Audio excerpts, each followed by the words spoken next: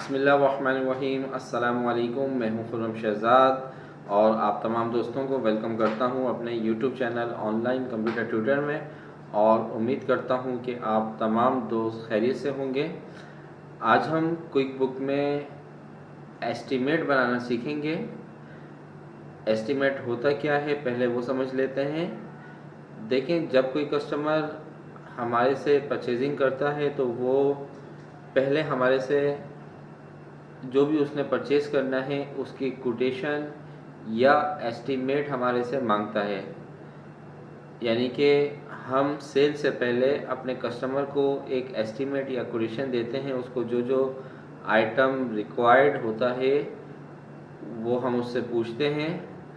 वो हमें बताता है कि मुझे ये चीज़ें रिक्वायर्ड हैं, और फिर हम उन चीज़ों का, उन आइटम्स का एक एस्टीमेट बनाकर अपने कस्टमर को देते हैं। फिर जब कस्टमर उस एस्टीमेट को या कोटेशन को पास कर देता है, अप्रूव कर देता है, तो फिर हम उसकी सेल इनवाइस और उसके सामान को डिलीवर करवा देते हैं। तो आइए देखते हैं आज की क्लास में क्विक बुक में एस्टीमेट को किस तरीके से बनाया जाता है, किस तरीके से एस्टीमेट क्रिएट किया जाता है। तो आइए स्टार्ट करते हैं क्विक बुक।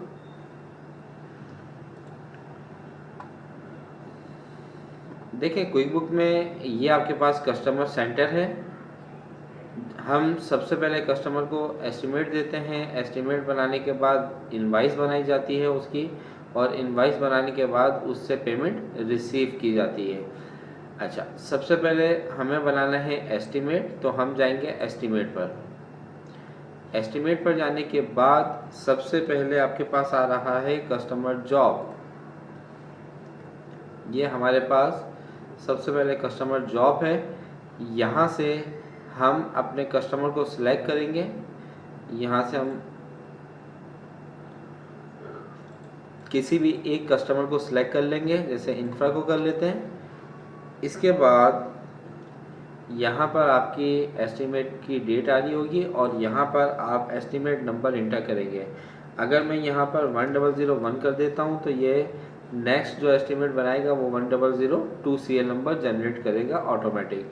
तो फिलहाल अभी मैं यहाँ पे 1 दे देता हूँ, एस्टीमेट नंबर 1। यहाँ पे अपने कस्टमर का नेम और एड्रेस अगर देना चाहते हैं तो आप बिल्कुल दे सकते हैं। अब यहाँ से हम आइटम सेलेक्ट करेंगे। जैसे हमारे इस कस्टमर को एक क्वांटिटी सिस्टम चाहिए, ठीक है। यहाँ पे हमने क्वांटिटी 1 लिखी, तो ये देखें ये हमारे पास। अच्छा, मार्कअप हमें कुछ नहीं देना, ऊपर लगाना है, तो इसको हम लगा कर देते हैं 0, ठीक है।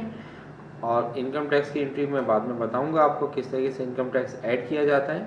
इसके बाद अगर आप यहाँ पे कस्टमर को कोई मैसेज देना चाहते हैं, और work is complete, it's been a pleasure working with you, please remit to above address, thank you for your business, we appreciate your prompt payment। हम यहाँ से ये ले लेते हैं मेमो, और यहाँ से टैक्स जो भी है।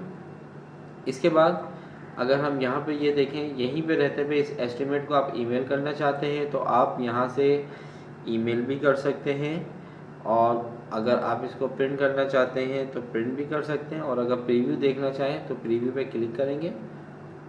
ये हमारा एस्टीमेट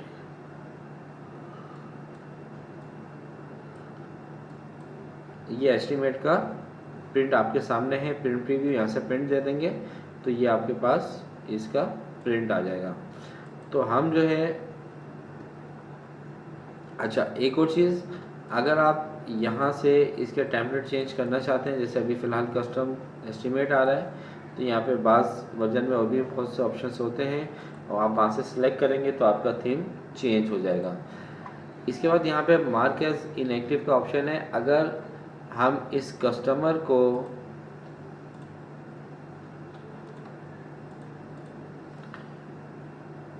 एस्टीमेट देते हैं, कोटेशन देते हैं, और वो फिर हमारे से किसी भी वजह से परचेजिंग नहीं करता है, तो आप इस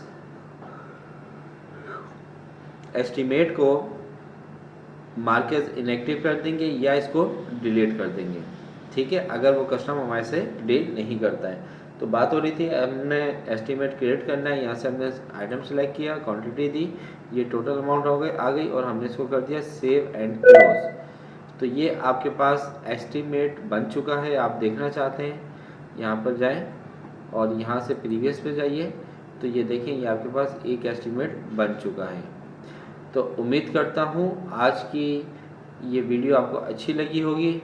जाने से पहले एक और ऑप्शन बताता चलूँ, अगर आपने यहीं पे रहते हुए इनवाइस क्रिएट करनी है तो यहाँ पे क्रिएट इनवाइस करें और यहाँ से भी आप इनवाइस को क्रिएट कर सकते हैं। ठीक है, इनवाइस कैसे क्रिएट की जाती है वो हम नेक्स्ट क्लास में पढ़ेंगे। तो मैं आपसे इजाज़त चाहता हूँ, अपना ख्याल रखिएगा। अल्लाह हाफिज़।